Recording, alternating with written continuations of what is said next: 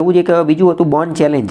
Born challenge શું હતું? Born challenge તો કે બોર્ન ચેલેન્જ શું હતું? તો કે બોર્ન ચેલેન્જ જે છે, બોર્ન ચેલેન્જ એ વિશ્વની અંદર જે રણ બની ગયું છે એ રણની જમીનને રિક્લેમ કરવાની છે. રિક્લેમ એટલે કે એને પાછી લાવવાની છે.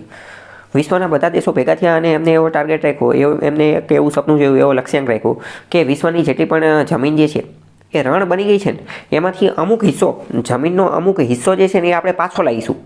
અમુક હિસ્સો પાછો લઈશું. એ ઘટનાને બોર્ન ચેલેન્જ કહેવામાં આવે.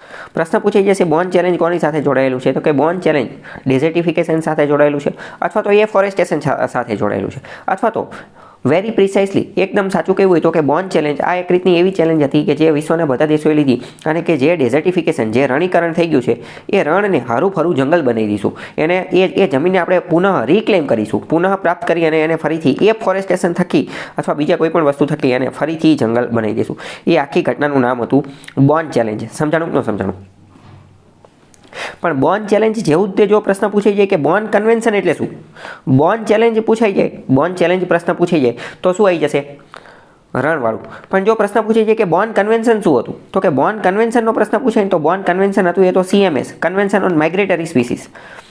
માઇગ્રેટરી સ્પીસીસ એટલે કે સ્થળાંતર કરવાવાળી જે પ્રજાતિઓ, યાયાવર પ્રજાતિઓ જે છે, યાયાવર પ્રજાતિઓ, એની માટેનું જે કન્વેન્શન હતું ને એ બોર્ન કન્વેન્શન હતું. સમજાણું કે ન સમજાણું?